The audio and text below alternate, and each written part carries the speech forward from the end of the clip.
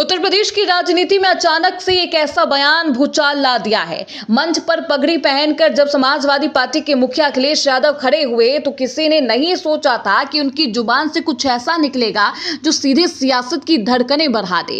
एक तरफ विपक्ष इसे भविष्य का इशारा मान रहे हैं तो दूसरी तरफ सत्ताधारी दल सकते में है। आखिर अखिलेश ने ऐसा कौन सा दांव चला है जिसने आने वाली चुनावी समीकरणों पर भी सवाल खड़े कर दिए। अब सवाल यह है कि अखिलेश की ये बात महज चुनावी रणनीति थी या सचमुच एक बड़ी भविष्यवाणी है।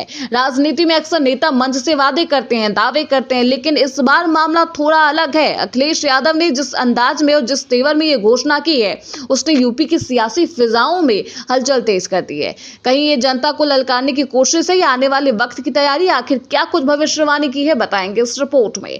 उत्तर प्रदेश की सियासत में समाजवादी पार्टी के राष्ट्रीय अध्यक्ष अखिलेश यादव ने एक ऐसा बयान दिया जिसने न सिर्फ खूब राजनीति बटोरी है, सुर्खियां बटोरी है, बल्कि केंद्र की विदेश नीति पर भी सवाल खड़े कर दिए। मौका था लखनऊ स्थित सपा मुख्यालय का, जहां प्रेस वार्ता के दौरान अखिलेश यादव से पड़ोसी देश की उथल पुथल पर सवाल पूछा गया। श्रीलंका, बांग्लादेश के बाद अब नेपाल में जिस तरह से हिंसा और तनाव की स्थिति बनी, उस पर प्रतिक्रिया देते हुए अखिलेश ने कहा कि पहली प्राथमिकता ये होनी चाहिए कि पड़ोसी देशों और सीमाओं पर शांति बनी रहे। उन्होंने भारत सरकार की विदेश नीति पर निशाना साधते हुए कहा कि कई बार केंद्र सरकार इस मोर्चे पर असफल साबित हुई। अखिलेश ने साफ कहा कि नेपाल की आंतरिक राजनीति को लेकर सोशल मीडिया पर ढेरों कहानियां आ रही है और ऐसे समय में सिर्फ एक पहलू देखकर कोई फैसला लेना उचित नहीं। लेकिन ये भी सच है कि वहां गरीबी, बेरोजगारी, महंगाई जैसे सवाल बड़े मुद्दे बन चुके हैं। नई पीढ़ी सोशल मीडिया पर अपनी नाराजगी खुलकर जाहिर कर रही है। उन्होंने ये भी कहा कि हम चाहते हैं कि हमारा देश खुशहाल हो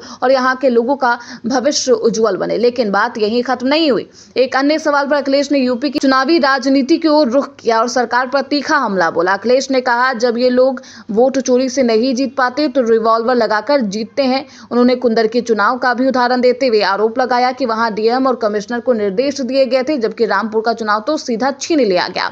अखिलेश ने साफ तौर पर कहा कि अगर वोट चोरी ऐसी ही चलती रही तो एक दिन भविष्य में भारत का हस्र भी यानी कि हालत भी बिल्कुल नेपाल जैसी हो जाएगी।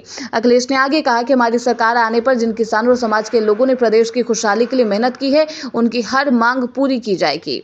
धार्मिक आयोजनों से लेकर संविधान की इजाजत के भीतर जो भी सम्मान देगा वह समाजवादी पार्टी की सरकार जरूर देगी। यानी एक तरफ विदेश नीति पर हमला और दूसरी तरफ पड़ोसी देशों की अस्थिरता का जिक्र। तो दूसरी तरफ यूपी की चुनावी लड़ाई को लेकर सीधा वार अखिलेश यादव ने किया है। ये बयान साफ कर रहा है कि वे न सिर्फ केंद्र की नीतियों को चुनौती दे रहे हैं, बल्कि आने वाले वक्त में प्रदेश की सियासत में अपनी दावेदारी को मजबूत करना चाहते हैं।